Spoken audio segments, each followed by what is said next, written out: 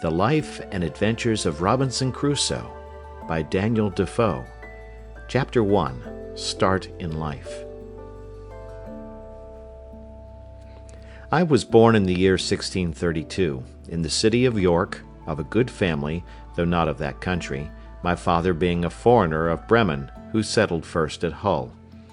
He got a good estate by merchandise, and leaving off his trade, lived afterwards at York, from whence he had married my mother, whose relations were named Robinson, a very good family in that country, and from whom I was called Robinson Crusoe.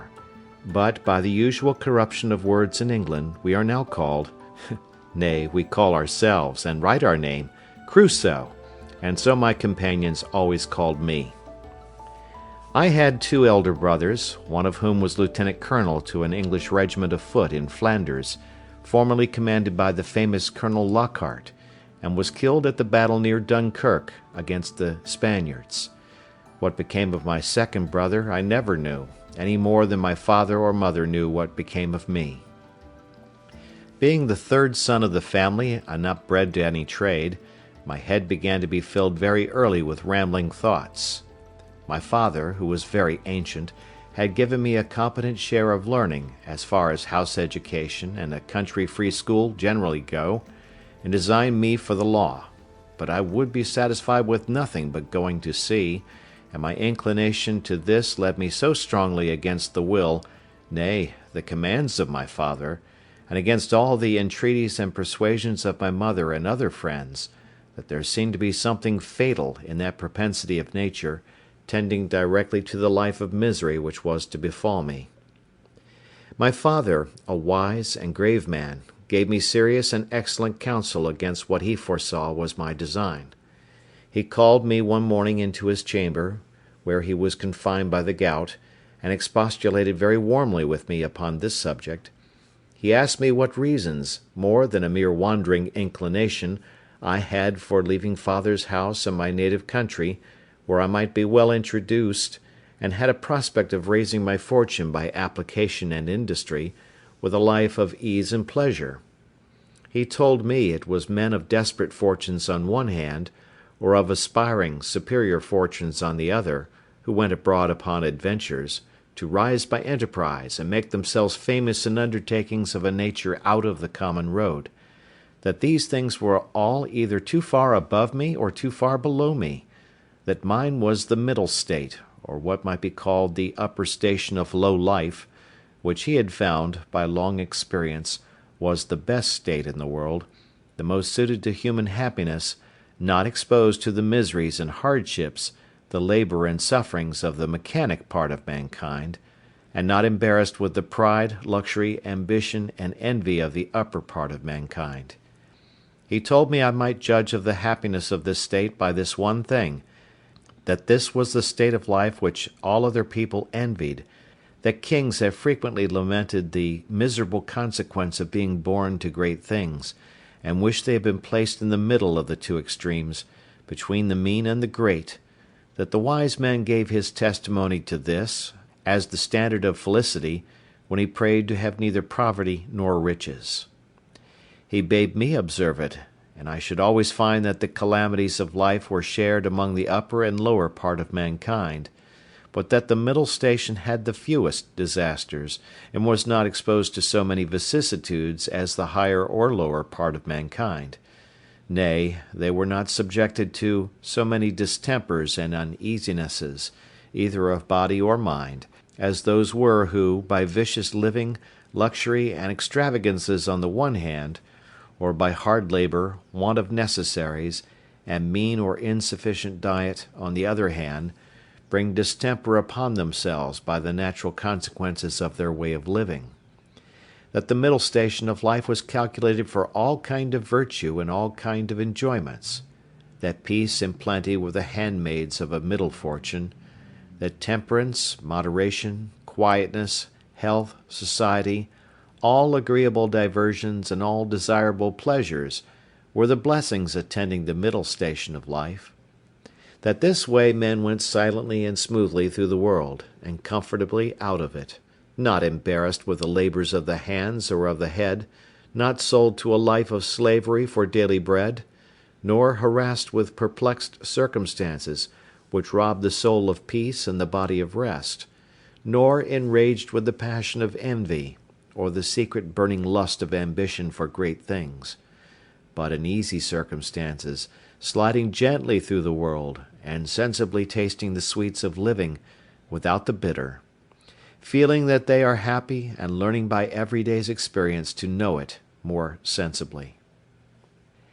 After this he pressed me earnestly, and in the most affectionate manner, not to play the young man, nor to precipitate myself into miseries which nature and the station of life I was born in seemed to have provided against; that I was under no necessity of seeking my bread; that he would do well for me, and endeavour to enter me fairly into the station of life which he had just been recommending to me; and that if I was not very easy and happy in the world, it must be my mere fate or fault that must hinder it, and that he should have nothing to answer for, having thus discharged his duty in warning me against measures which he knew would be to my hurt. In a word, that as he would do very kind things for me if I would stay and settle at home as he directed, so he would not have so much hand in my misfortunes as to give me any encouragement to go away. And to close all, he told me I had my elder brother for an example, to whom he had used the same earnest persuasions to keep him from going into the Low Country wars, but could not prevail, his young desires prompting him to run into the army, where he was killed. And though he said he would not cease to pray for me, yet he would venture to say to me that if I did take this foolish step, God would not bless me, and I should have leisure hereafter to reflect upon having neglected his counsel when there might be none to assist in my recovery. I observed in this last part of his discourse, which was truly prophetic, though I suppose my father did not know it to be so himself, I observed the tears run down his face very plentifully, especially when he spoke of my brother who was killed; and that when he spoke of my having leisure to repent, and none to assist me, he was so moved that he broke off the discourse, and told me his heart was so full he could say no more to me. I was sincerely affected with this discourse, and indeed, who could be otherwise? And I resolved not to think of going abroad any more, but to settle at home according to my father's desire. But alas!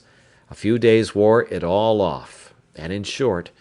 to prevent any of my father's further importunities, in a few weeks after, I resolved to run quite away from him. However, I did not act quite so hastily as the first heat of my resolution prompted, but I took my mother at a time when I thought her a little more pleasant than ordinary, and told her that my thoughts were so entirely bent upon seeing the world that I should never settle to anything with resolution enough to go through with it, and my father had better give me his consent than force me to go without it; that I was now 18 years old, which was too late to go apprentice to a trade or clerk to an attorney; that I was sure if I did I should never serve out my time, but I should certainly run away from my master before my time was out, and go to sea; and if she would speak to my father to let me go one voyage abroad, if I came home again and did not like it, I would go no more,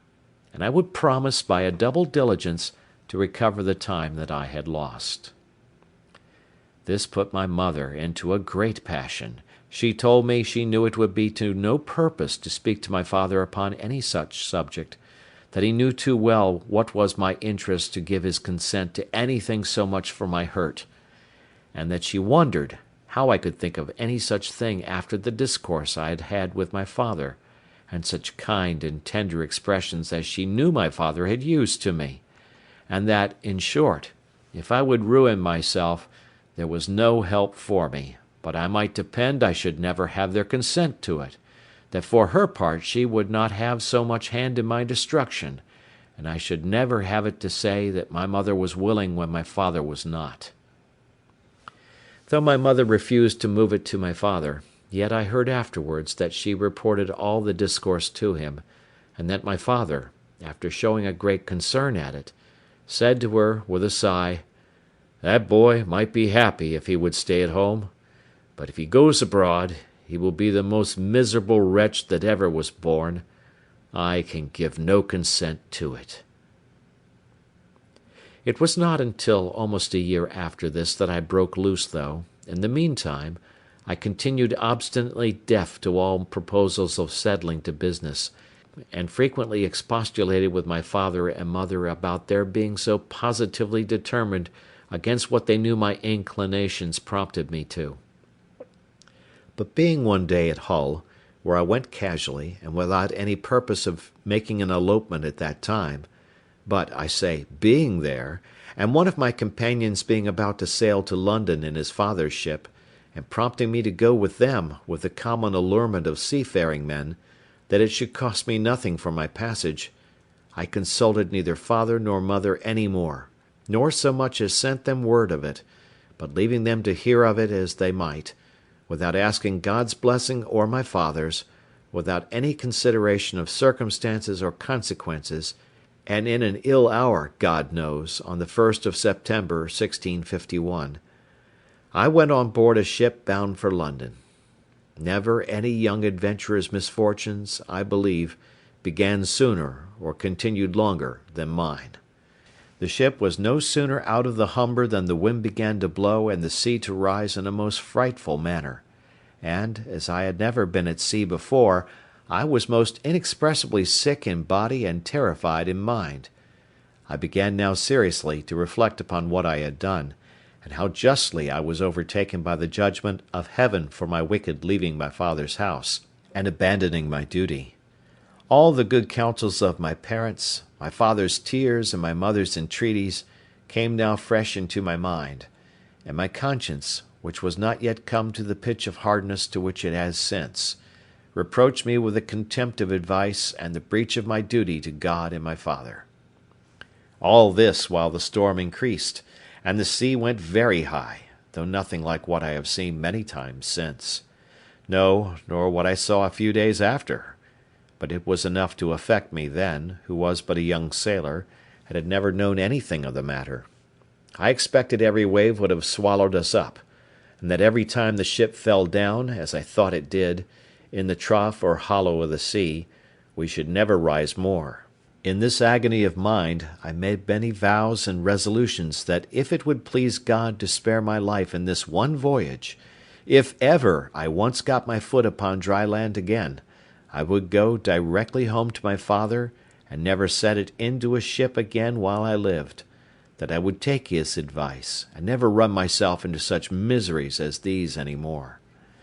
Now I saw plainly the goodness of his observations about the middle station of life, how easy, how comfortably he had lived all his days, and never had been exposed to tempests at sea or troubles on shore, and I resolved that I would, like a true repenting prodigal, go home to my father. These wise and sober thoughts continued all the while the storm lasted, and indeed some time after. But the next day the wind was abated, and the sea calmer, and I began to be a little inured to it. However, I was very grave for all that day, being also a little seasick still.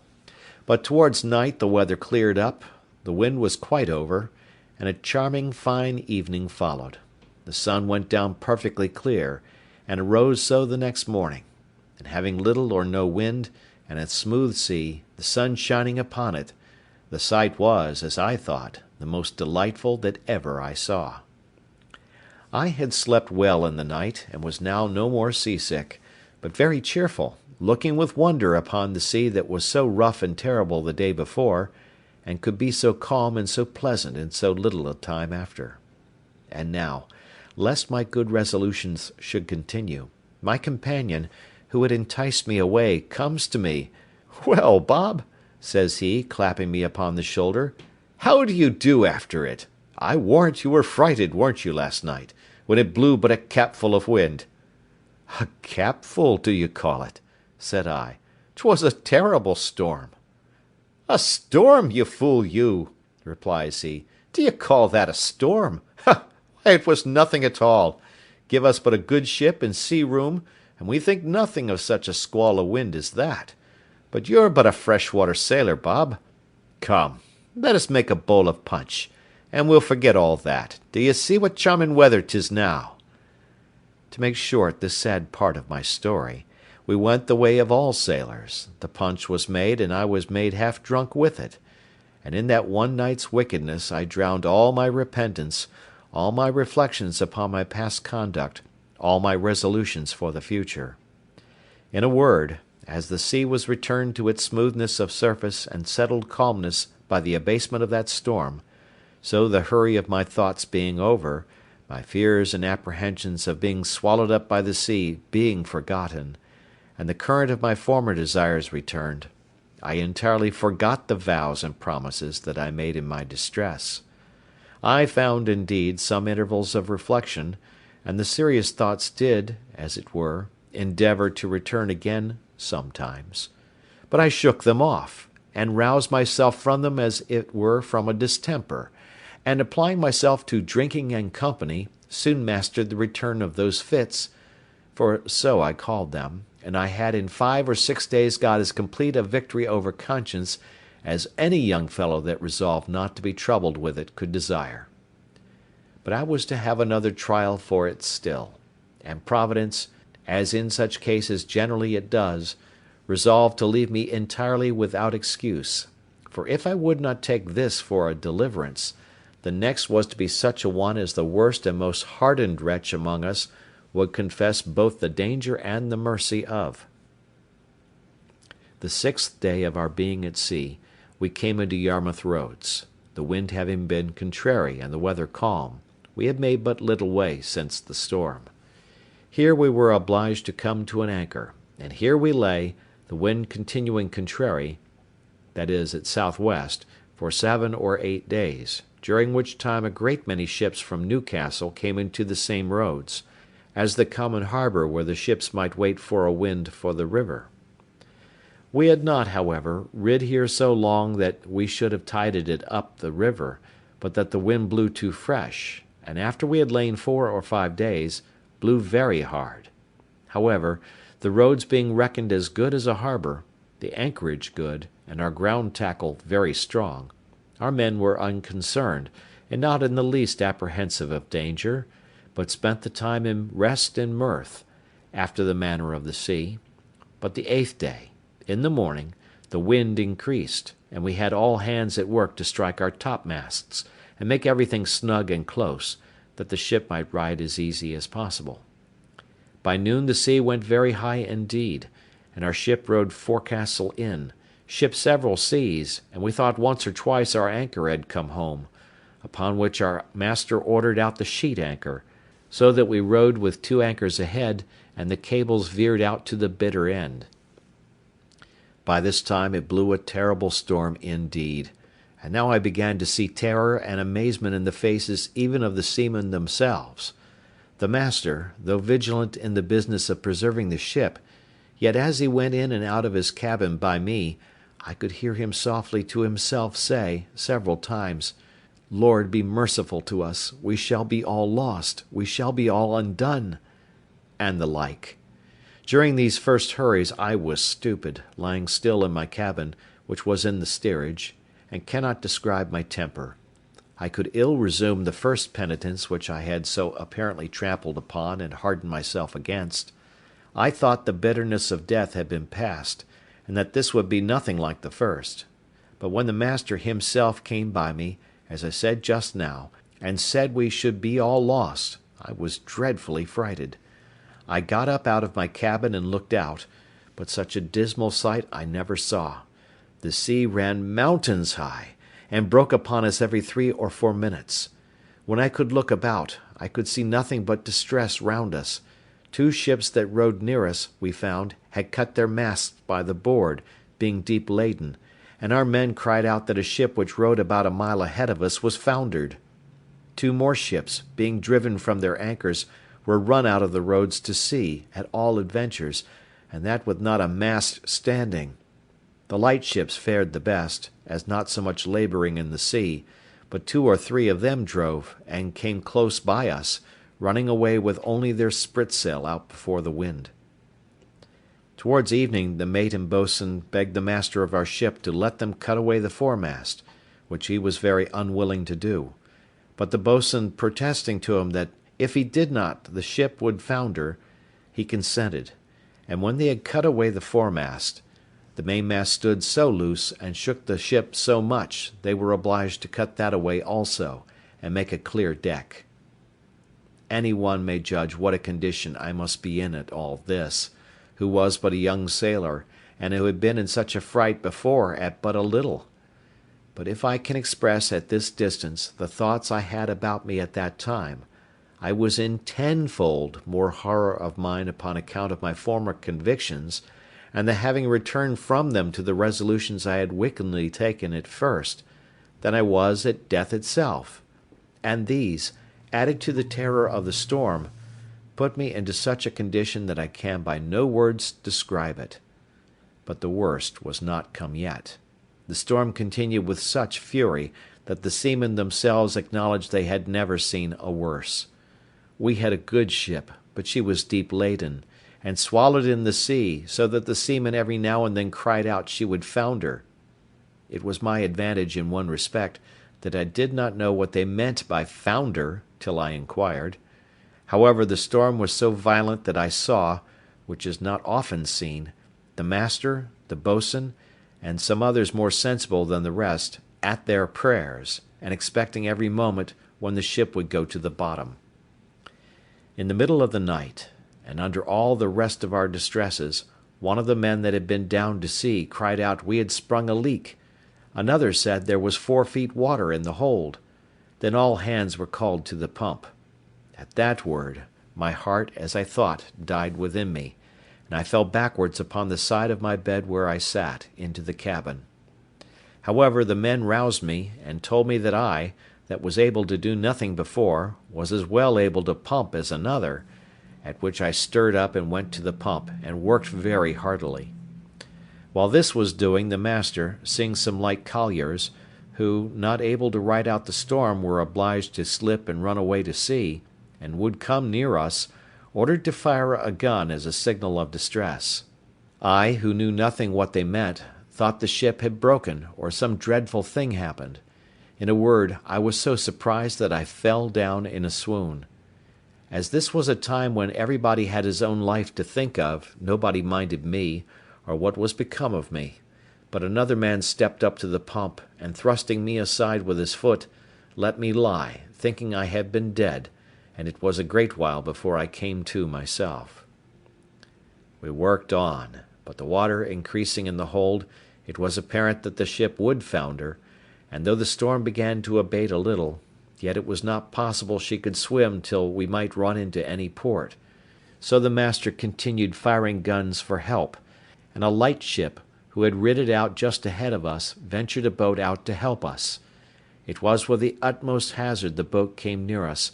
but it was impossible for us to get on board, or for the boat to lie near the ship's side, till at last the men rowing very heartily, and venturing their lives to save ours, our men cast them a rope over the stern with a buoy to it, and then veered it out a great length, which they, after much labour and hazard, took hold of, and we hauled them close under our stern, and got all into their boat. It was to no purpose for them or us, after we were in the boat, to think of reaching their own ship, so all agreed to let her drive, and only to pull her in towards shore as much as we could, and our master promised them, that if the boat was staved upon shore, he would make it good to their master. So partly rowing and partly driving, our boat went away to the northward, sloping towards the shore almost as far as Winterton Ness. We were not much more than a quarter of an hour out of our ship till we saw her sink, and then I understood for the first time what was meant by a ship foundering in the sea. I must acknowledge I had hardly eyes to look up when the seamen told me she was sinking, for from the moment that they rather put me into the boat than that I might be said to go in, my heart was, as it were, dead within me, partly with fright, partly with horror of mind, and the thoughts of what was yet before me. While we were in this condition, the men yet labouring at the oar to bring the boat near the shore, we could see, when, our boat mounting the waves, we were able to see the shore, a great many people running along the strand to assist us when we should come near, but we made but slow way towards the shore, nor were we able to reach the shore till, being past the lighthouse at Winterton, the shore falls off to the westward towards Cromer, and so the land broke off a little the violence of the wind. Here we got in, and though not without much difficulty, got all safe on shore, and walked afterwards on foot to Yarmouth, where, as unfortunate men, we were used with great humanity, as well by the magistrates of the town, who assigned us good quarters, as by particular merchants and owners of ships, and had money given us sufficient to carry us either to London or back to Hull as we thought fit. Had I now had the sense to have gone back to Hull, and have gone home, I had been happy, and my father, as in our blessed Saviour's parable, had even killed the fatted calf for me, for hearing the ship I went away in was cast away in Yarmouth roads, it was a great while before he had any assurances that I was not drowned. But my ill fate pushed me on now with an obstinacy that nothing could resist, and though I had several times loud calls from my reason and my more composed judgment to go home, yet I had no power to do it. I know not what to call this, nor will I urge that it is a secret overruling decree that hurries us on to be the instruments of our own destruction, even though it be before us, and that we rush upon it with our eyes open. Certainly nothing but some such decreed unavoidable misery, which it was impossible for me to escape, could have pushed me forward against the calm reasonings and persuasions of my most retired thoughts, and against two such visible instructions as I had met with in my first attempt. My comrade, who had helped to harden me before, and who was the master's son, was now less forward than I. The first time he spoke to me after we were at Yarmouth, which was not till 2 or 3 days, for we were separated in the town to several quarters, I say, the first time he saw me, it appeared his tone was altered, and looking very melancholy, and shaking his head, he asked me how I did, and telling his father who I was, and how I had come this voyage only for a trial, in order to go further abroad, his father, turning to me with a very grave and concerned tone, "Young man," says he, "you ought never to go to sea any more.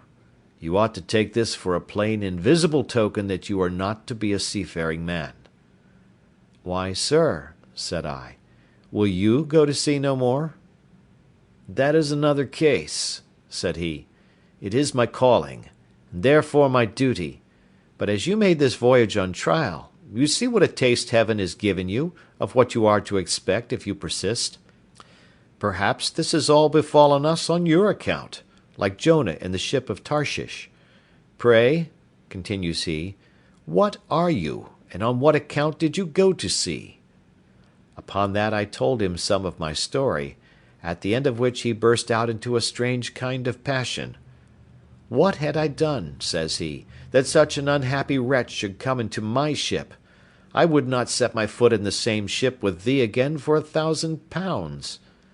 This indeed was, as I said, an excursion of his spirits, which were yet agitated by the sense of his loss, and was farther than he could have authority to go. However, he afterwards talked very gravely to me, exhorting me to go back to my father, and not tempt Providence to my ruin, telling me I might see a visible hand of Heaven against me.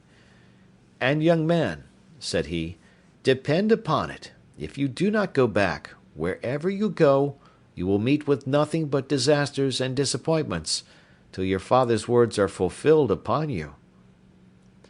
We parted soon after, for I made him little answer, and I saw him no more; which way he went I knew not. As for me, having some money in my pocket, I travelled to London by land, and there, as well as on the road, had many struggles with myself what course of life I should take, and whether I should go home or to sea. As to going home, shame opposed the best motions that offered to my thoughts, and it had immediately occurred to me how I should be laughed at among the neighbours, and should be ashamed to see, not my father and mother only, but even everybody else, from whence I have since often observed how incongruous and irrational the common temper of mankind is, especially of youth, to that reason which ought to guide them in such cases, that is, that they are not ashamed to sin, and yet are ashamed to repent, not ashamed of the action for which they ought justly to be esteemed fools, but are ashamed of the returning, which only can make them be esteemed wise men. In this state of life, however, I remained some time, uncertain what measures to take, and what course of life to lead. An irresistible reluctance continued to going home, and as I stayed away a while, the remembrance of the distress I had been in wore off, and as that abated, the little motion I had in my desires to return wore off with it, till at last I quite laid aside the thoughts of it, and looked out for a voyage. End of Chapter 1. Chapter 2. Slavery and Escape. That evil influence which carried me first away from my father's house, which hurried me into the wild and indigested notion of raising my fortune, and that impressed those conceits so forcibly upon me as to make me deaf to all good advice, and to the entreaties and even the commands of my father, I say, the same influence, whatever it was, presented the most unfortunate of all enterprises to my view, and I went on board a vessel bound to the coast of Africa, or, as our soldiers vulgarly called it, a voyage to Guinea. It was my great misfortune that in all these adventures I did not ship myself as a sailor, when, though I might indeed have worked a little harder than ordinary, yet at the same time I should have learnt the duty and office of a foremast man, and in time might have qualified myself for a mate or lieutenant, if not for a master. But as it was always my fate to choose for the worse, so I did here, for having money in my pocket and good clothes upon my back, I would always go on board in the habit of a gentleman, and so I neither had any business in the ship, nor learned to do any. It was my lot first of all to fall into pretty good company in London, which does not always happen to such loose and misguided young fellows as I then was, the devil generally not omitting to lay some snare for them very early. But it was not so with me. I first got acquainted with the master of a ship who had been on the coast of Guinea, and who, having had very good success there, was resolved to go again. This captain taking a fancy to my conversation, which was not at all disagreeable at that time, hearing me say I had a mind to see the world, told me if I would go the voyage with him I should be at no expense. I should be his messmate and his companion, and if I could carry anything with me, I should have all the advantage of it that the trade would admit, and perhaps I might meet with some encouragement. I embraced the offer, and entering into a strict friendship with this captain, who was an honest, plain-dealing man, I went the voyage with him, and carried a small adventure with me, which, by the disinterested honesty of my friend the captain, I increased very considerably, for I carried about £40 in such toys and trifles as the captain directed me to buy. These £40 I had mustered together by the assistance of some of my relations whom I corresponded with, and who, I believe, got my father, or at least my mother, to contribute so much as that to my first adventure. This was the only voyage which I may say was successful in all my adventures, which I owe to the integrity and honesty of my friend the captain, under whom also I got a competent knowledge of the mathematics and the rules of navigation, learned how to keep an account of the ship's course, take an observation, and, in short, to understand some things that were needful to be understood by a sailor; for as he took delight to instruct me, I took delight to learn; and, in a word, this voyage made me both a sailor and a merchant, for I brought home 5 pounds 9 ounces of gold dust for my adventure, which yielded me in London, at my return, almost £300, and this filled me with those aspiring thoughts which have since so completed my ruin. Yet even in this voyage I had my misfortunes too, particularly that I was continually sick, being thrown into a violent calenture by the excessive heat of the climate, our principal trading being upon the coast, from latitude of 15 degrees north even to the line itself. I was now set up for a Guinea trader, and my friend, to my great misfortune, dying soon after his arrival, I resolved to go the same voyage again, and I embarked in the same vessel with one who was his mate in the former voyage, had now got command of the ship. This was the unhappiest voyage that ever man made, for though I did not carry quite 100 pounds of my new gained wealth, so that I had 200 pounds left, which I lodged with my friend's widow, who was very just to me, yet I fell into terrible misfortunes. The first was this: our ship making her course towards the Canary Islands, or rather between those islands and the African shore, was surprised in the grey of the morning by a Turkish rover of Sallee, who gave chase to us with all the sail she could make. We crowded also as much canvas as our yards would spread, or our masts carry, to get clear, but finding the pirate gained upon us, and would certainly come up with us in a few hours, we prepared to fight, our ship having 12 guns, and the rogue 18. About 3 in the afternoon he came up with us, and bringing to, by mistake, just athwart our quarter, instead of athwart our stern, as he intended,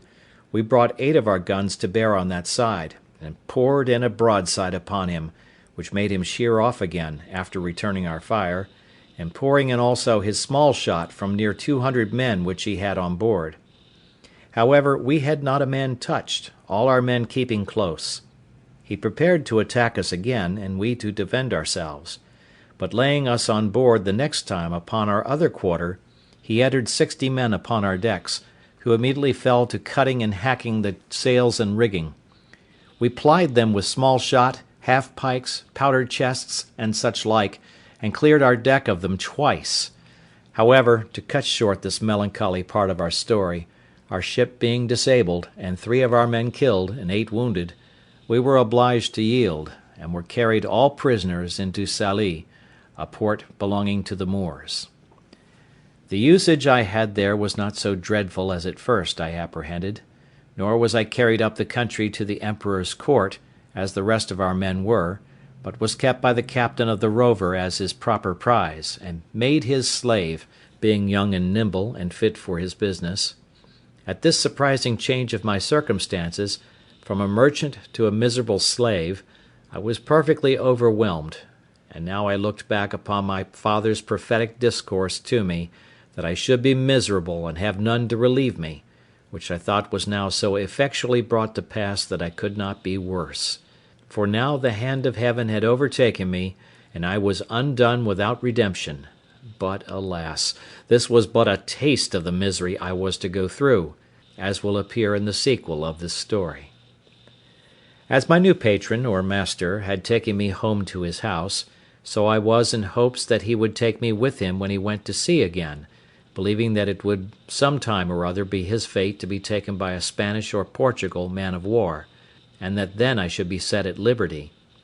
But this hope of mine was soon taken away, for when he went to sea, he left me on shore to look after his little garden, and do the common drudgery of slaves about his house; and when he came home again from his cruise, he ordered me to lie in the cabin to look after the ship. Here I meditated nothing but my escape, and what method I might take to effect it, but found no way that had the least probability in it, nothing presented to make the supposition of it rational, for I had nobody to communicate it to that would embark with me, no fellow slave, no Englishman, Irishman, or Scotchman there but myself, so that for 2 years, though I often pleased myself with the imagination, yet I never had the least encouraging prospect of putting it in practice. After about 2 years, an odd circumstance presented itself, which put the old thought of making some attempt for my liberty again in my head. My patron lying at home longer than usual without fitting out his ship, which, as I heard, was for want of money, he used constantly, once or twice a week, sometimes oftener if the weather was fair, to take the ship's pinnace and go out into the road a fishing, and as he always took me and young Moresco with him to row the boat, we made him very merry, and I proved very dexterous in catching fish, insomuch that sometimes he would send me with a Moor, one of his kinsmen, and the youth, the Moresco, as they called him, to catch a dish of fish for him. It happened one time, that going a-fishing in a calm morning, a fog rose so thick that, though we were not half a league from the shore, we lost sight of it, and rowing we knew not whither or which way, we laboured all day, and all the next night, and when the morning came we found we had pulled off to sea instead of pulling in for the shore, and that we were at least 2 leagues from the shore. However, we got well in again, though with a great deal of labour and some danger, for the wind began to blow pretty fresh in the morning, but we were all very hungry. But our patron, warned by this disaster, resolved to take more care of himself for the future, and having lying by him the longboat of our English ship that he had taken, he resolved he would not go a-fishing any more without a compass and some provision,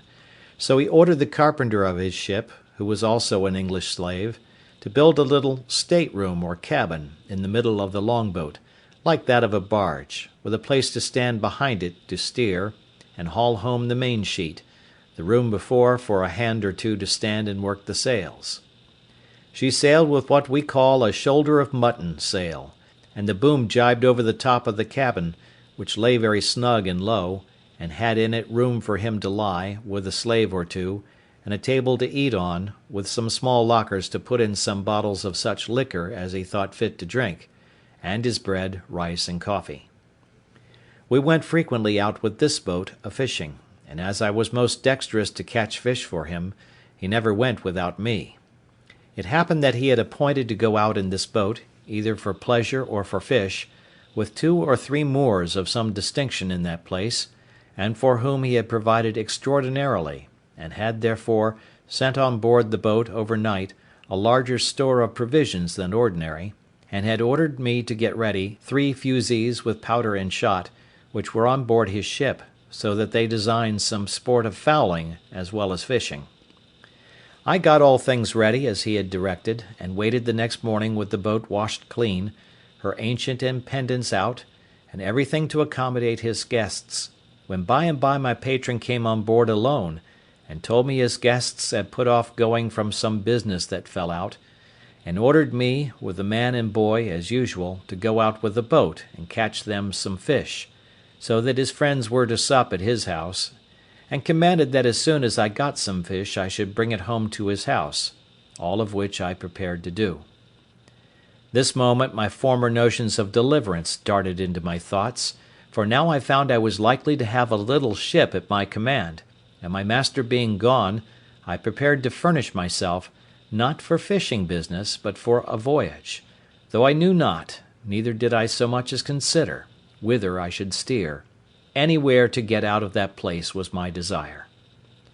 My first contrivance was to make a pretence to speak to this Moor, to get something for our subsistence on board, for I told him we must not presume to eat of our patron's bread. He said that was true, so he brought a large basket of rusk or biscuit, and 3 jars of fresh water into the boat.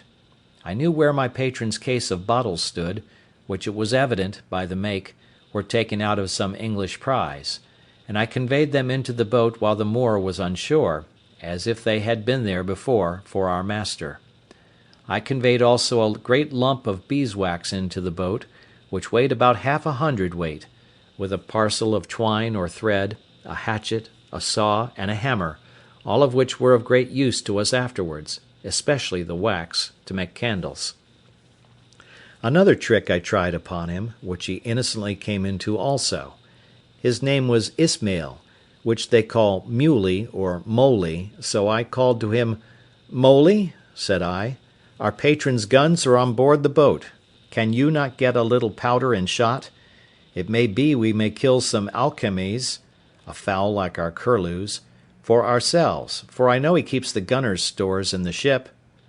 "Yes," says he, "I'll bring some." And accordingly he brought a great leather pouch, which held 1.5 pounds of powder, or rather more, and another with shot, that had 5 or 6 pounds, with some bullets, and put all into the boat. At the same time I had found some powder of my master's in the great cabin, with which I filled one of the large bottles in the case, which was almost empty, pouring what was in it into another, and thus furnished with everything needful, we sailed out of the port to fish. The castle, which is at the entrance of the port, knew who we were, and took no notice of us, and we were not above a mile out of port before we hauled in our sail and set us down to fish. The wind blew from the north-northeast, which was contrary to my desire, for had it blown southerly I had been sure to have made the coast of Spain, and at least reached to the Bay of Cadiz, but my resolutions were, blow which way it would, I would be gone from that horrid place where I was, and leave the rest to fate. After we had fished some time and caught nothing, for when I had fish on my hook I would not pull them up, that he might not see them, I said to the Moor, "This will not do. Our master will not be thus served. We must stand farther off." He, thinking no harm, agreed, and being in the head of the boat, set the sails; and, as I had the helm, I ran the boat out near a league farther, and then brought her to, as if I would fish, when, giving the boy the helm, I stepped forward to where the Moor was, and making as if I stooped for something behind him, I took him by surprise with my arm under his waist, and tossed him clear overboard into the sea. He rose immediately, for he swam like a cork, and called to me, begged to be taken in, told me he would go all over the world with me. He swam so strong after the boat that he would have reached me very quickly, there being but little wind, upon which I stepped into the cabin, and fetching one of the fowling pieces, I presented it at him, and told him I had done him no hurt, and if he would be quiet, I would do him none. "But," said I, "you swim well enough to reach to the shore, and the sea is calm. Make the best of your way to shore, and I will do you no harm. But if you come near the boat, I'll shoot you through the head, for I am resolved to have my liberty." So he turned himself about, and swam for the shore, and I make no doubt but he reached it with ease, for he was an excellent swimmer. I could have been content to have taken this Moor with me, and have drowned the boy, but there was no venturing to trust him. When he was gone, I turned to the boy, whom they called Xury, and said to him, "Xury, if you will be faithful to me, I'll make you a great man; but if you will not stroke your face to be true to me, that is, swear by Mahomet and his father's beard, I must throw you into the sea too." The boy smiled in my face, and spoke so innocently that I could not distrust him, and swore to be faithful to me, and go all over the world with me. While I was in view of the Moor that was swimming, I stood out directly to sea with the boat, rather stretching to windward, that they might think me gone toward the strait's mouth, as indeed any one that had been in their wits must have been supposed to do. For who would have supposed we were sailed on to the southward, to the truly barbarian coast, where whole nations of negroes were sure to surround us with their canoes and destroy us, where we could not go on shore but we should be devoured by savage beasts, or more merciless savages of humankind? But as soon as it grew dusk in the evening, I changed my course, and steered directly south and by east, bending my course a little towards the east, that I might keep in with the shore, and having a fair fresh gale of wind, and a smooth quiet sea, I made such sail that I believe by the next day, at 3 o'clock in the afternoon, when I first made the land, I could not be less than 150 miles south of Sallee, quite beyond the Emperor of Morocco's dominions, or indeed of any other king thereabouts, for we saw no people. Yet such was the fright I had taken of the Moors, and the dreadful apprehensions I had of falling into their hands, that I would not stop, or go on shore, or come to an anchor, the wind continuing fair till I had sailed in that manner 5 days, and then the wind shifting to the southward. I concluded also that if any of our vessels were in chase of me, they also would now give over. So I ventured to make to the coast, and came to an anchor in the mouth of a little river, I knew not what, nor where, neither what latitude, what country, what nation, or what river. I neither saw nor desired to see any people. The principal thing I wanted was fresh water. We came into this creek in the evening, resolving to swim on shore as soon as it was dark, and discover the country.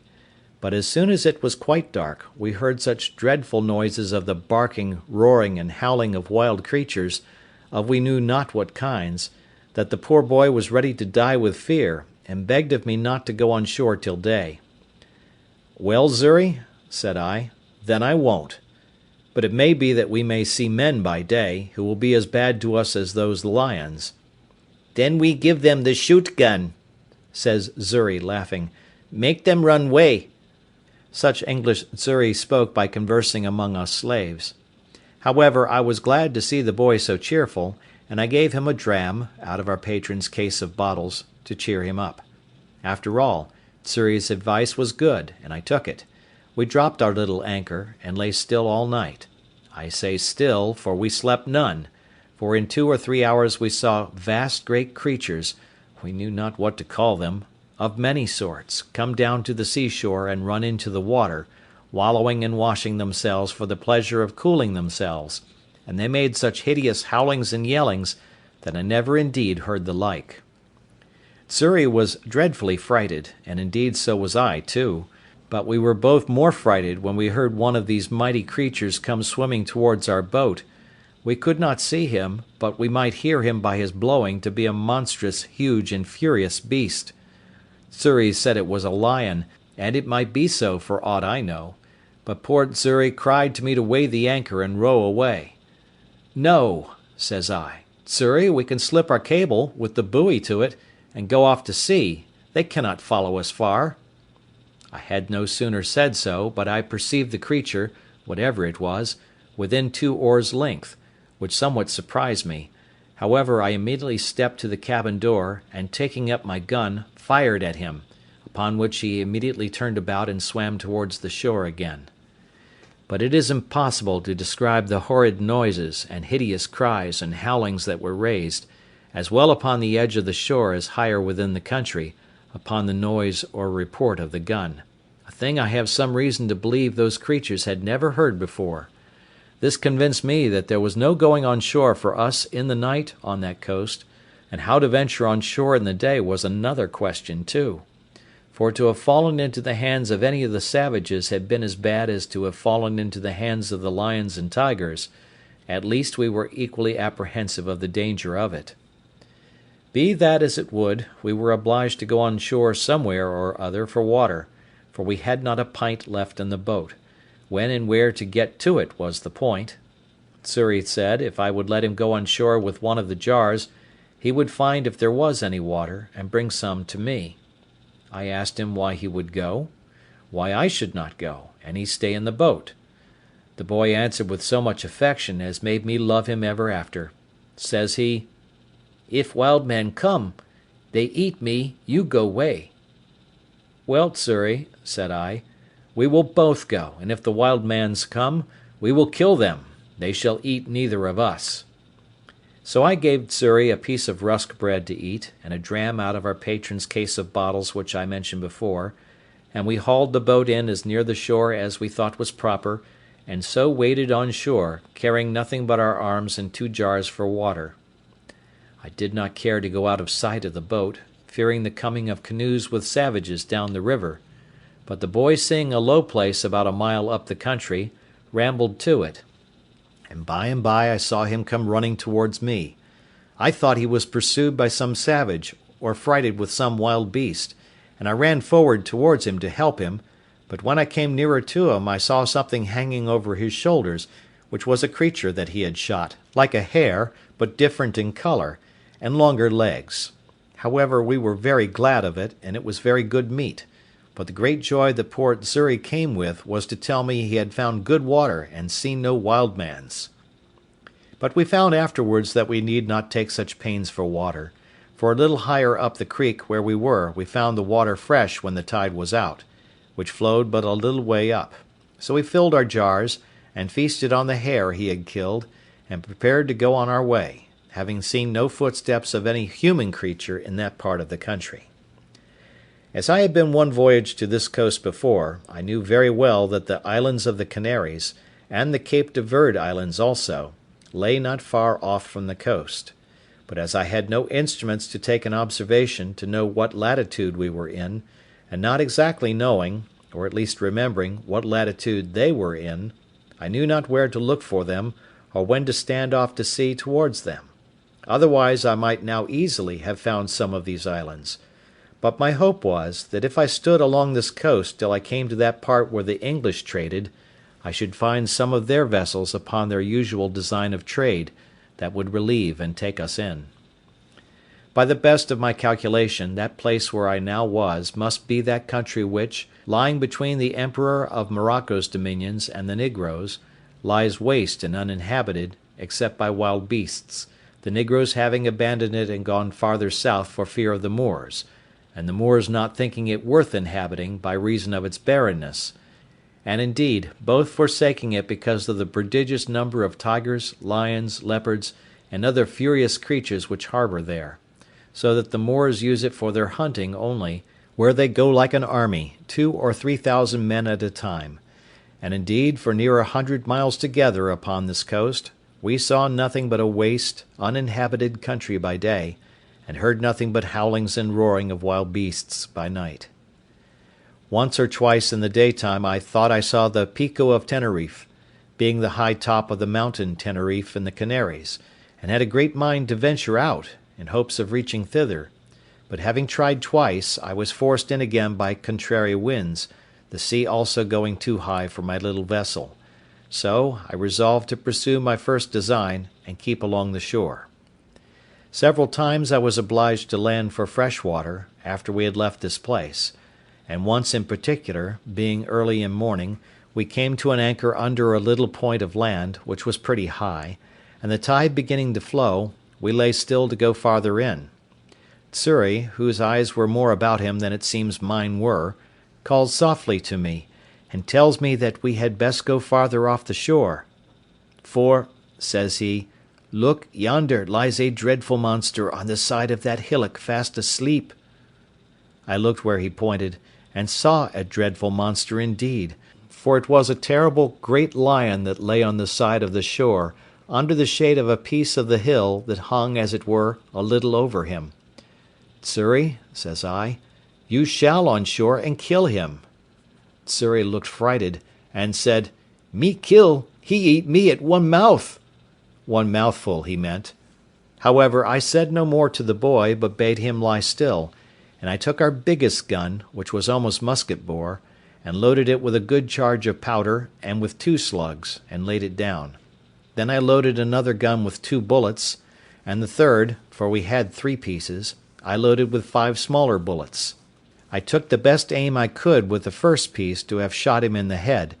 but he lay so with his leg raised a little above his nose, that the slugs hit his leg about the knee, and broke the bone. He started up, growling at first, but finding his leg broken, fell down again, and then got upon 3 legs, and gave the most hideous roar that ever I heard. I was a little surprised that I had not hit him on the head; however, I took up the second piece immediately, and though he began to move off, fired again, and shot him in the head, and had the pleasure to see him drop and make but little noise, but lie struggling for life. Then Xury took heart, and would have me let him go on shore. "Well, go," said I. So the boy jumped into the water, and taking a little gun in one hand, swam to the shore with the other hand, and coming close to the creature, put the muzzle of the piece to his ear, and shot him in the head again, which dispatched him quite. This was game indeed to us, but this was no food, and I was very sorry to lose 3 charges of powder and shot upon a creature that was good for nothing to us. However, Xury said he would have some of him, so he comes on board and asked me to give him the hatchet. "For what, Xury?" said I. "Me cut off his head," said he. However, Xury could not cut off his head, but he cut off a foot, and brought it with him, and it was a monstrous great one. I bethought myself, however, that perhaps the skin of him might, one way or other, be of some value to us, and I resolved to take his skin if I could. So Xury and I went to work with him, but Xury was much the better workman at it, for I knew very ill how to do it. Indeed, it took us both up the whole day,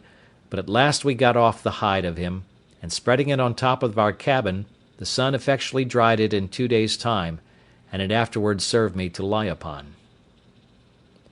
End of Chapter 2. Chapter 3. Wrecked on a Desert Island.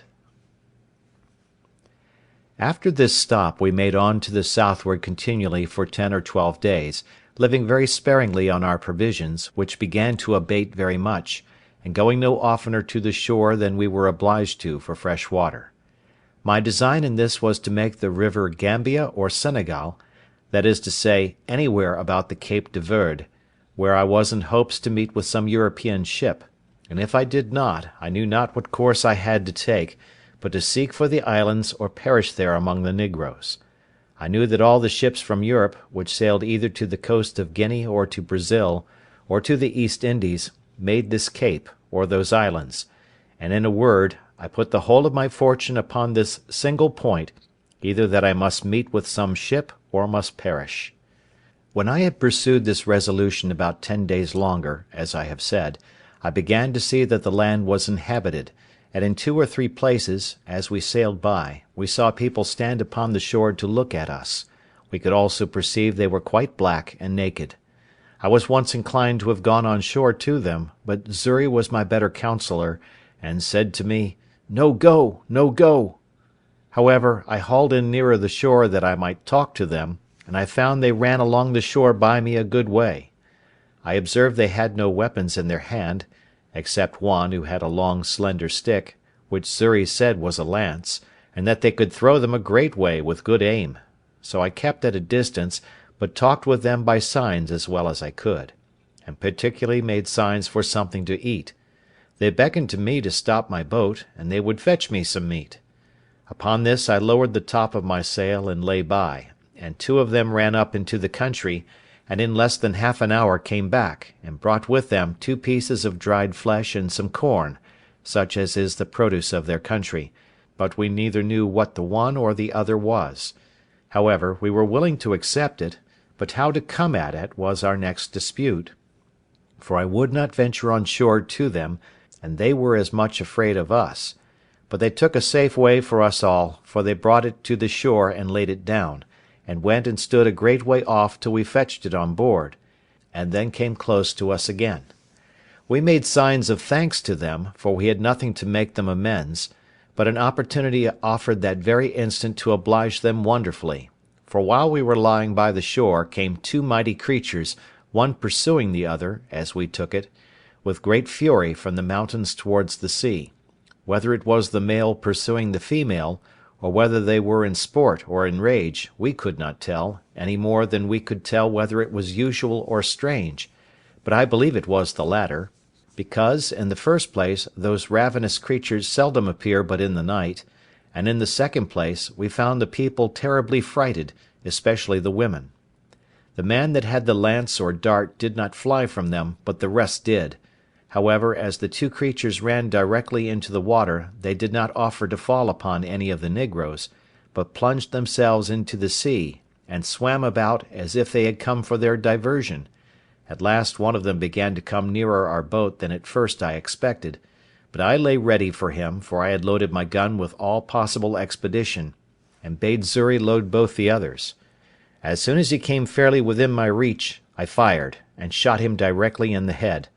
Immediately he sank down into the water, but rose instantly, and plunged up and down as if he were struggling for life, and so indeed he was. He immediately made to the shore, but between the wound, which was his mortal hurt, and the strangling of the water, he died just before he reached the shore. It is impossible to express the astonishment of these poor creatures at the noise and fire of my gun. Some of them were even ready to die for fear, and fell down as dead with the very terror; but when they saw the creature dead, and sunk in the water, and that I made signs to them to come to the shore, they took heart and came, and began to search for the creature. I found him by his blood staining the water, and by the help of a rope, which I slung round him, and gave the negroes to haul, they dragged him on shore, and found that it was a most curious leopard, spotted, and fine to an admirable degree, and the negroes held up their hands with admiration, to think what it was I had killed him with. The other creature, frighted with the flash of fire and the noise of the gun, swam on shore, and ran up directly to the mountains from whence they came;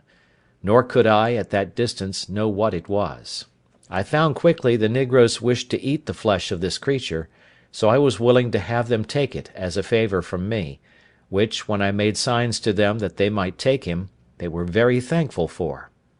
Immediately they fell to work with him, and though they had no knife, yet with a sharpened piece of wood they took off his skin as readily, and much more readily, than we could have done with a knife. They offered me some of the flesh, which I declined, pointing out that I would give it them, but made signs for the skin, which they gave me very freely, and brought me a great deal more of their provisions, which, though I did not understand, yet I accepted.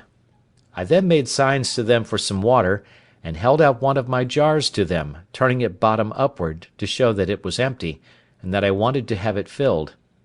They called immediately to some of their friends, and there came two women, and brought a great vessel made of earth, and burnt, as I supposed, in the sun. This they set down to me as before, and I sent Xury on shore with my jars, and filled them all three. The women were as naked as the men. I was now furnished with roots and corn, such as it was, and water, and leaving my friendly negroes, I made forward for about 11 days more, without offering to go near the shore, till I saw the land run out a great length into the sea, at about the distance of 4 or 5 leagues before me, and the sea being very calm, I kept a large offing to make this point. At length, doubling the point, at about 2 leagues from the land, I saw plainly land on the other side to seaward. Then I concluded, as it was most certain indeed, that this was the Cape de Verde, and those the islands called, from thence, Cape de Verde Islands. However, they were at a great distance, and I could not well tell what I had best to do, for if I should be taken with a fresh of wind, I might neither reach one or other. In this dilemma, as I was very pensive, I stepped into the cabin and sat down, Xury having the helm, when, on a sudden, the boy cried out, "Master, master, a ship with a sail!" And the foolish boy was frighted out of his wits, thinking it must needs be some of his master's ships sent to pursue us, but I knew we were far enough out of their reach. I jumped out of the cabin, and immediately saw, not only the ship, but that it was a Portuguese ship, and, as I thought, was bound to the coast of Guinea, for negroes.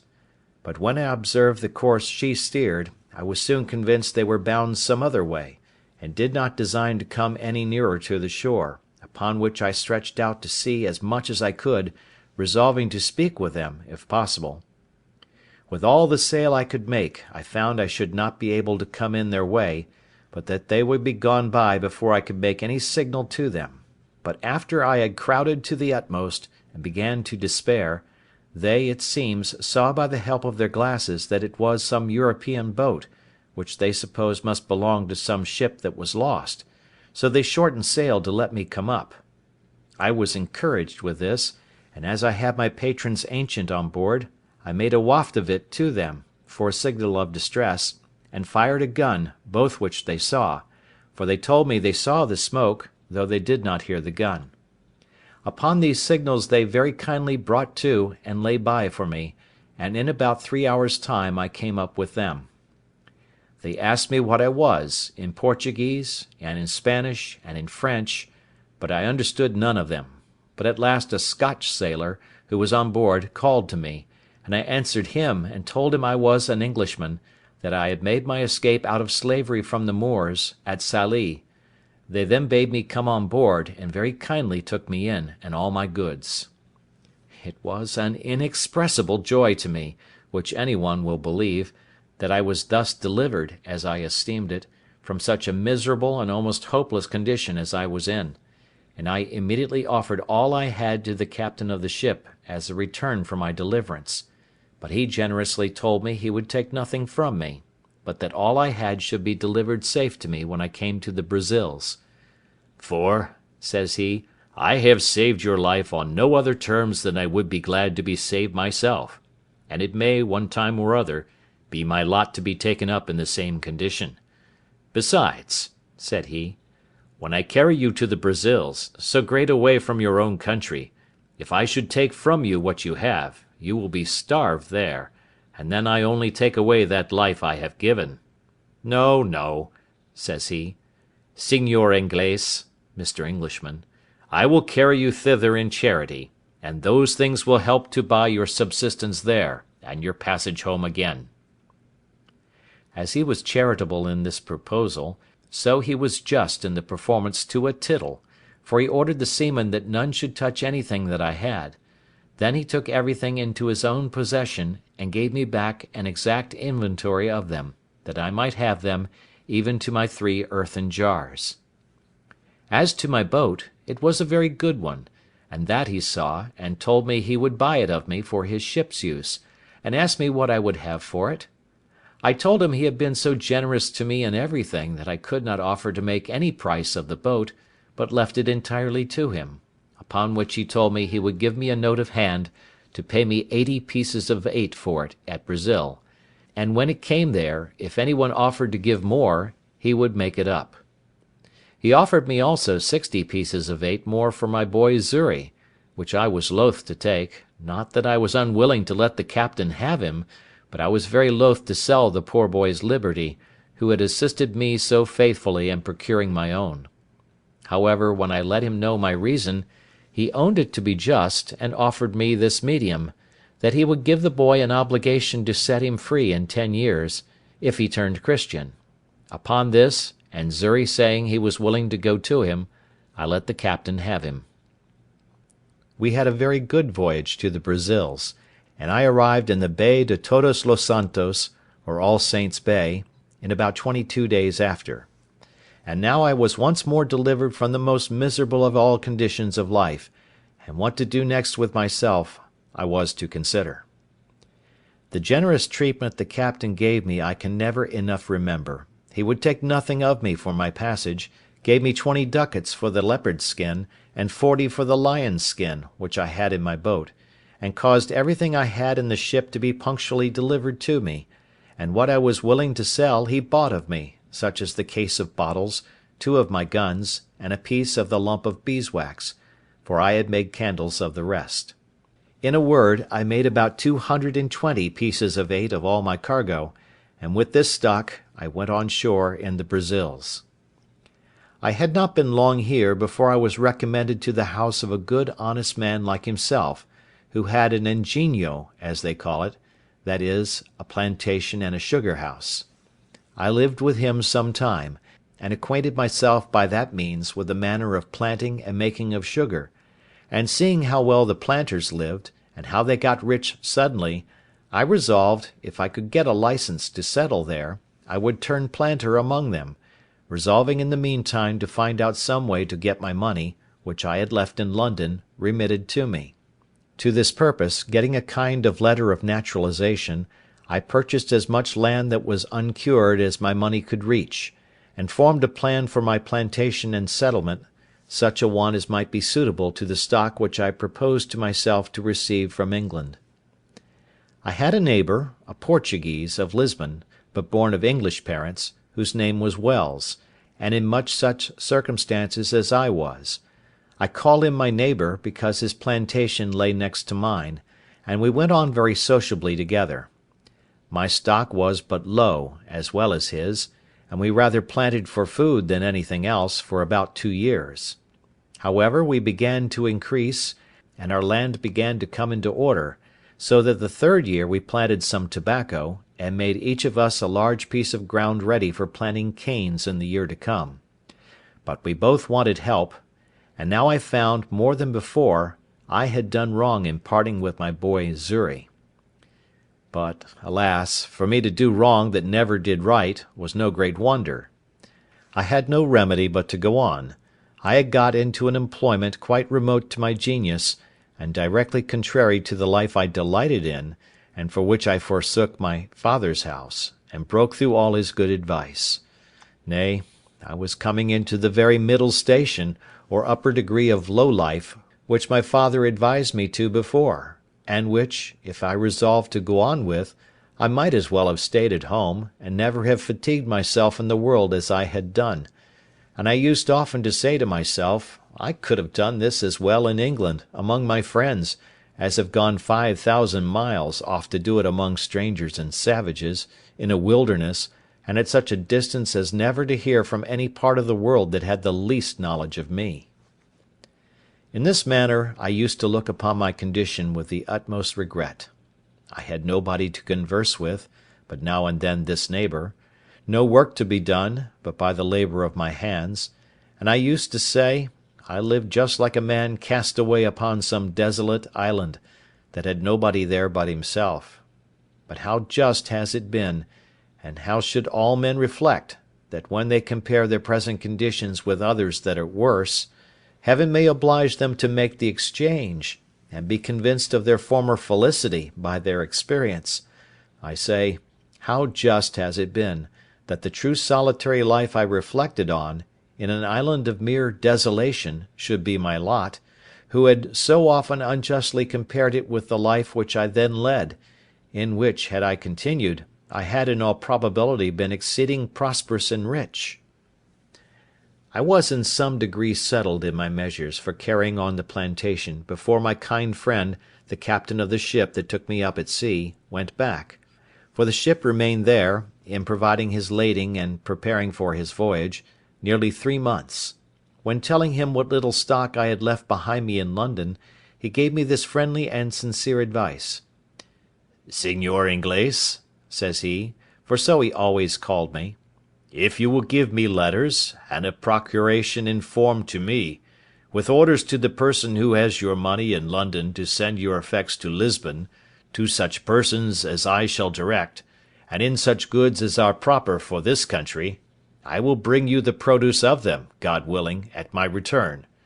But since human affairs are all subject to changes and disasters, I would have you give orders but for £100 sterling, which, you say, is half your stock, and let the hazard be run for the first; so that, if it comes safe, you may order the rest the same way, and, if it miscarry, you may have the other half to have recourse to for your supply." This was so wholesome advice, and looked so friendly, that I could not but be convinced it was the best course I could take; so I accordingly prepared letters to the gentlewoman with whom I had left my money, and a procuration to the Portuguese captain, as he desired. I wrote the English captain's widow a full account of all my adventures, my slavery, escape, and how I had met with the Portuguese captain at sea, the humanity of his behaviour, and what condition I was now in, with all other necessary directions for my supply; and when this honest captain came to Lisbon, he found means, by some of the English merchants there, to send over, not the order only, but a full account of my story to a merchant in London, who represented it effectually to her; whereupon she not only delivered the money, but out of her own pocket sent the Portugal captain a very handsome present for his humanity and charity to me. The merchant in London, vesting this £100 in English goods, such as the captain had written for, sent them directly to him at Lisbon, and he brought them all safe to me in the Brazils, among which, without my direction, for I was too young in my business to think of them, he had taken care to have all sorts of tools, ironwork, and utensils necessary for my plantation, and which were of great use to me. When this cargo arrived I thought my fortune made, for I was surprised with the joy of it; and my good steward, the captain, had laid out the £5, which my friend had sent him for a present for himself, to purchase and bring me over a servant, under bond for 6 years' service, and would not accept of any consideration except a little tobacco, which I would have him accept, being of my own produce. Neither was this all; for my goods being all English manufacture, such as cloths, stuffs, baize, and things particularly valuable and desirable in the country, I found means to sell them to a very great advantage, so that I might say I had more than 4 times the value of my first cargo, and was now infinitely beyond my poor neighbour, I mean in the advancement of my plantation; for the first thing I did, I bought me a negro slave, and a European servant also; I mean another besides that which the captain brought me from Lisbon. But as abused prosperity is oftentimes made the very means of our greatest adversity, so it was with me. I went on the next year with great success in my plantation.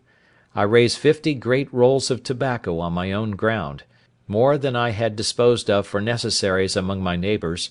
and these 50 rolls, being each of above 1 hundredweight, were well cured, and laid by against the return of the fleet from Lisbon; and now increasing in business and wealth, my head began to be full of projects and undertakings beyond my reach, such as are, indeed, often the ruin of the best heads in business. Had I continued in the station I was now in, I had room for all the happy things to have yet befallen me for which my father so earnestly recommended a quiet retired life, and of which he had so sensibly described the middle station of life to be full of. But other things attended me, and I was still to be the wilful agent of all my own miseries, and particularly, to increase my fault, and double the reflections upon myself, which in my future sorrows I should have leisure to make. All these miscarriages were procured by my apparent obstinate adhering to my foolish inclination of wandering abroad, and pursuing that inclination, in contradiction to the clearest views of doing myself good in a fair and plain pursuit of those prospects, and those measures of life, which nature and Providence concurred to present me with, and to make my duty. As I had once done thus in my breaking away from my parents, so I could not be content now, but I must go and leave the happy view I had of being a rich and thriving man in my new plantation, only to pursue a rash and immoderate desire of rising faster than the nature of the thing admitted. And thus I cast myself down again into the deepest gulf of human misery that ever man fell into, or perhaps could be consistent with life and a state of health in the world.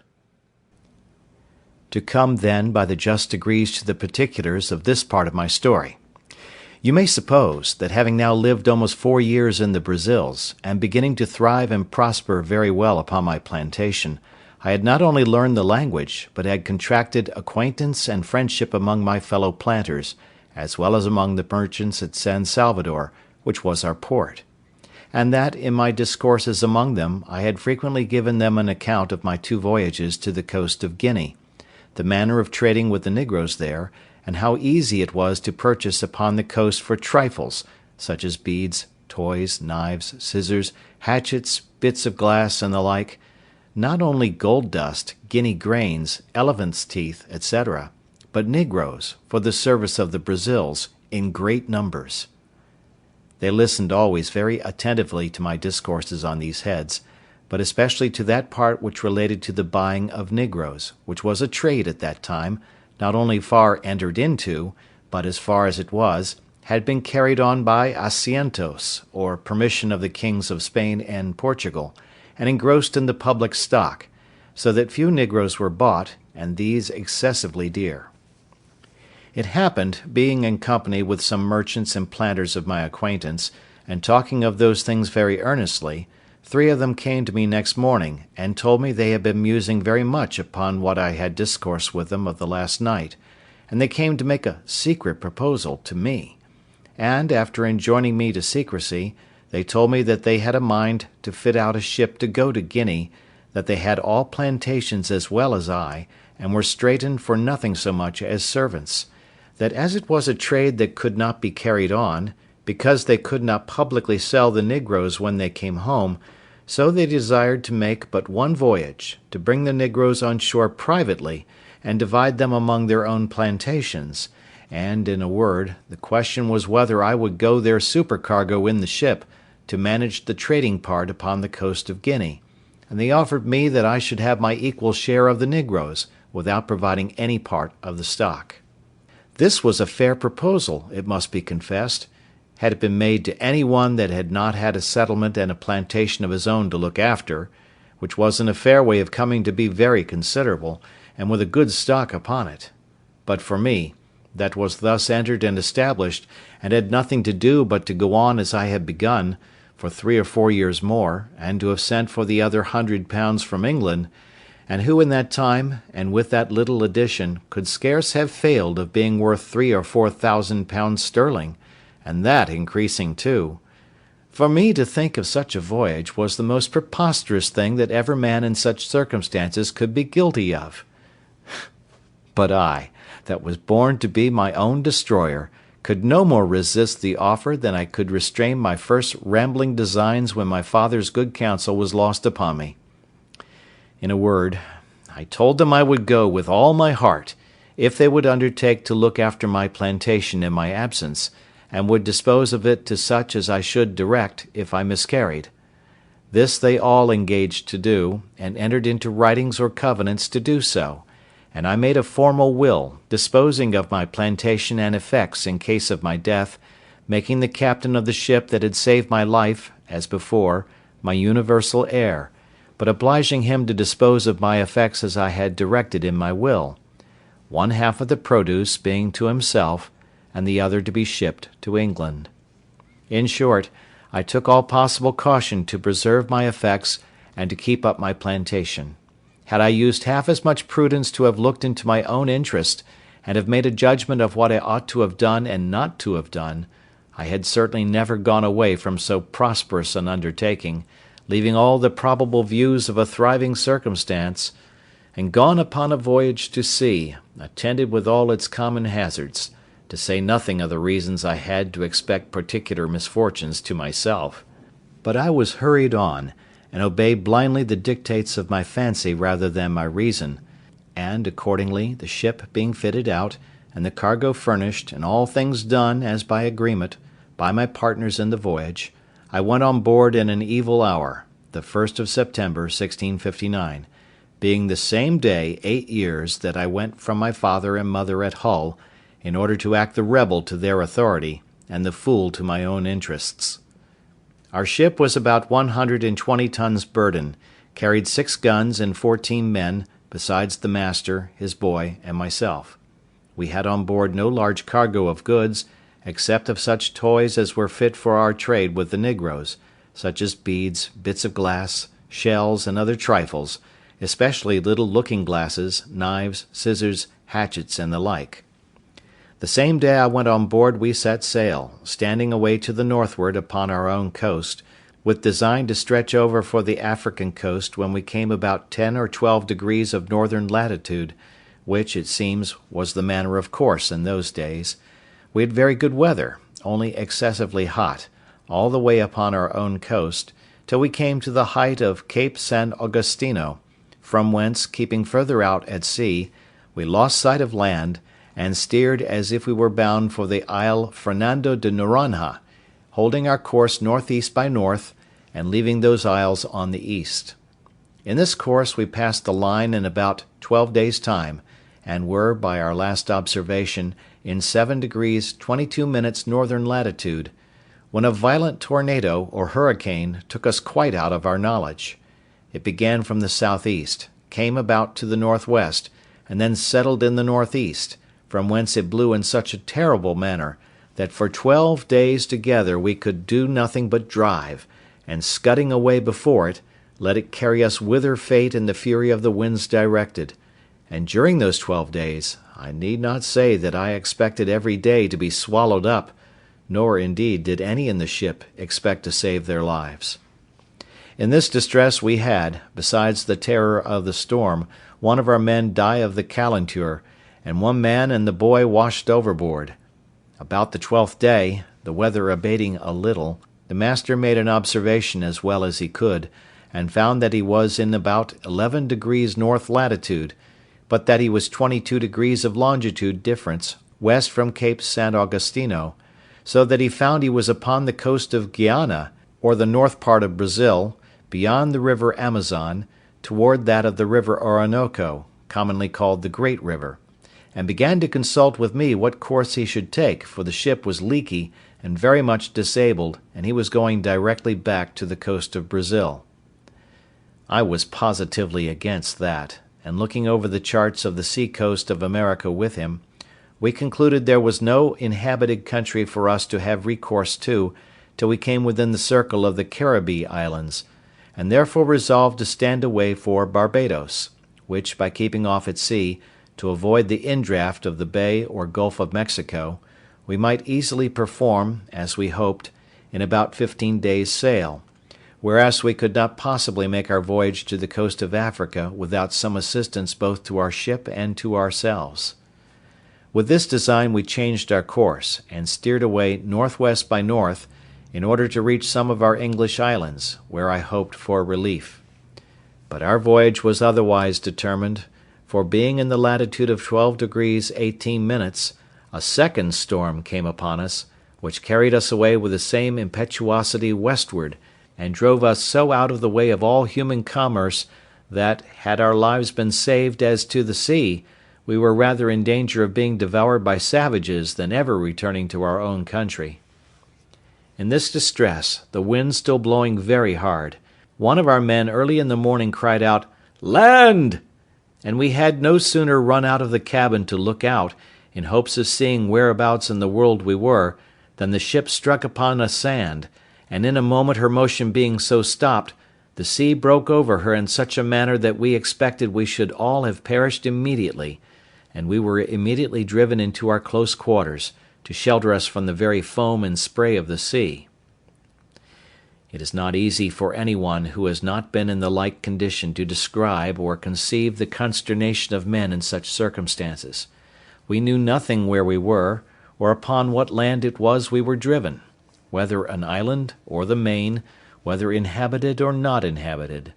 As the rage of the wind was still great, though rather less than at first, we could not so much as hope to have the ship hold many minutes without breaking into pieces,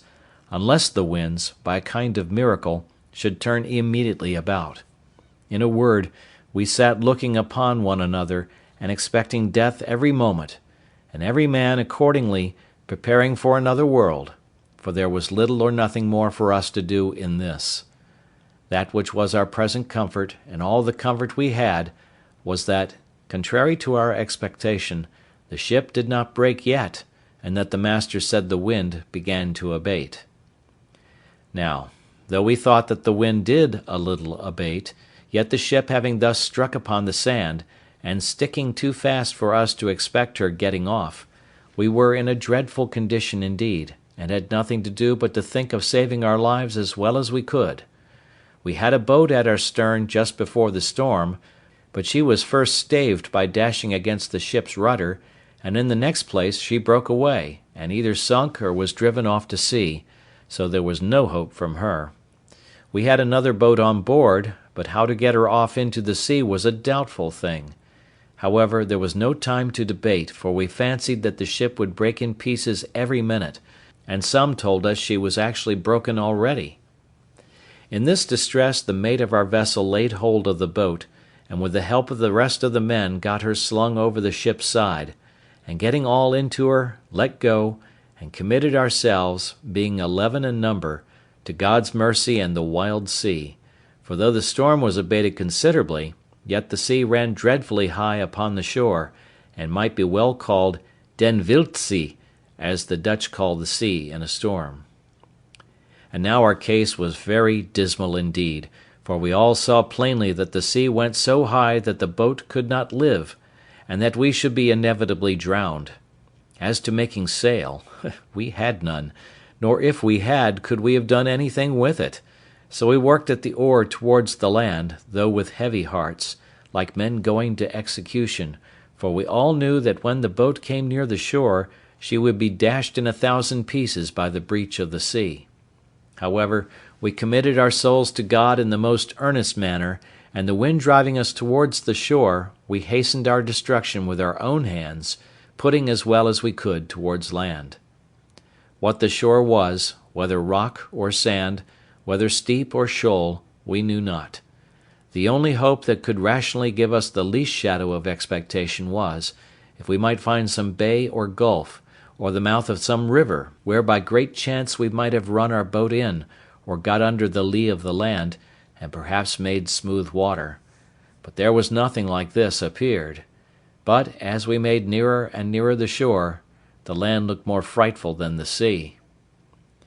After we had rowed, or rather driven about 1.5 leagues, as we reckoned it, a raging wave, mountain-like, came rolling astern of us, and plainly bade us expect the coup de grace. It took us with such a fury that it overset the boat at once, and separating us as well from the boat as from one another, gave us no time to say, "O God!" for we were all swallowed up in a moment. Nothing can describe the confusion of thought which I felt when I sank into the water, for though I swam very well, yet I could not deliver myself from the wave so as to draw breath, till that wave having driven me, or rather carried me, a vast way on towards the shore, and having spent itself, went back, and left me upon the land almost dry, but half dead with the water I took in. I had so much presence of mind, as well as breath left, that seeing myself nearer the mainland than I expected, I got upon my feet, and endeavoured to make on towards the land as fast as I could, before another wave should return and take me up again. But I soon found it was impossible to avoid it, for I saw the sea come after me as high as a great hill, and as furious as an enemy, which I had no means or strength to contend with. My business was to hold my breath and raise myself upon the water if I could, and so, by swimming, to preserve my breathing, and pilot myself towards the shore if possible, my greatest concern now being that the sea, as it would carry me a great way towards the shore when it came on, might not carry me back again with it when it gave back towards the sea. The wave that came upon me again buried me at once 20 or 30 feet deep in its own body, and I could feel myself carried with a mighty force and swiftness towards the shore, a very great way, but I held my breath, and assisted myself to swim still forward with all my might. I was ready to burst with holding my breath, but, as I felt myself rising up, so to my immediate relief I found my head and hands shoot out above the surface of the water, and though it was not 2 seconds of time that I could keep myself so, yet it relieved me greatly, gave me breath and new courage. I was covered again with water a good while, but not so long but I held it out, and finding the water had spent itself, and began to return, I struck forward against the return of the waves, and felt ground again with my feet. I stood still a few moments to recover breath, until the waters went from me, and then took to my heels and ran with what strength I had further towards the shore. But neither would this deliver me from the fury of the sea, which came pouring in after me again, and twice more I was lifted up by the waves and carried forward as before, the shore being very flat. The last time of these two had well nigh been fatal to me, for the sea having hurried me along as before, landed me, or rather dashed me, against a piece of rock, and that with such force that it left me senseless, and indeed helpless, as to my own deliverance, for the blow taking my side and breast beat the breath as it were quite out of my body, and had it returned again immediately, I must have been strangled in the water. But I recovered a little before the return of the waves, and seeing I should be covered again with the water, I resolved to hold fast by a piece of the rock, and so to hold my breath, if possible, till the wave went back. Now, as the waves were not so high as at first, being nearer land, I held my hold till the wave abated, and then fetched another run, which brought me so near the shore that the next wave, though it went over me, yet did not so swallow me up as to carry me away, and the next run I took, I got to the mainland, where to my great comfort I clambered up the cliffs of the shore and sat me down upon the grass, free from danger and quite out of the reach of the water. I was now landed and safe on shore, and began to look up and thank God that my life was saved, in a case wherein there was some minutes before scarce any room to hope. I believe it was impossible to express, to the life, what the ecstasies and transports of the soul are, when it is so saved, as I may say, out of the very grave; and I do not wonder now at the custom, when a malefactor, who has the halter around his neck, is tied up, and just going to be turned off, and has a reprieve brought to him. I say, I do not wonder that they bring a surgeon with it, to let him blood that very moment they tell him of it, that the surprise may not drive the animal spirits from the heart and overwhelm him. For sudden joys, like griefs, confound at first. I walked about on the shore lifting up my hands, and my whole being, as I may say, wrapped up in a contemplation of my deliverance, making 1,000 gestures and motions which I cannot describe, reflecting upon all my comrades that were drowned, and that there should not be one soul saved but myself; for, as for them, I never saw them afterwards, or any sign of them, except 3 of their hats, 1 cap, and 2 shoes that were not fellows. I cast my eye to the stranded vessel, when, the breach in the froth of the sea being so big I could hardly see it, it lay so far off, and considered, Lord, how was it possible I could get on shore? After I had solaced my mind with the comfortable part of my condition, I began to look around me, to see what kind of place I was in, and what was next to be done; and I soon found my comforts abate, and that, in a word, I had a dreadful deliverance, for I was wet, had no clothes to shift me, nor anything either to eat or drink to comfort me, neither did I see any prospect before me but that of perishing with hunger or being devoured by wild beasts, and that which was particularly afflicting to me was, that I had no weapon, either to hunt and kill any creature for my sustenance, or to defend myself against any other creature that might desire to kill me for theirs. In a word, I had nothing about me but a knife, a tobacco pipe, and a little tobacco in a box. This was all my provisions, and this threw me into such terrible agonies of mind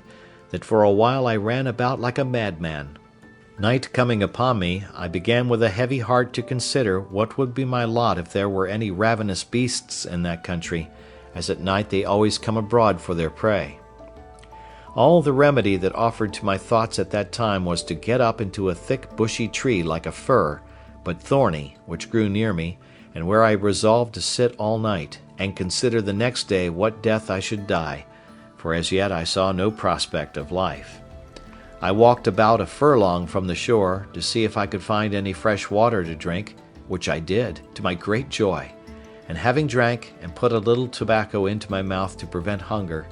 I went to the tree, and getting up into it, endeavored to place myself so that if I should sleep, I might not fall. And having cut me a short stick, like a truncheon, for my defence, I took up my lodging, and having been excessively fatigued, I fell fast asleep, and slept as comfortably as, I believe, few could have done in my condition, and found myself more refreshed with it than, I think, I ever was on such an occasion. End of chapter 3.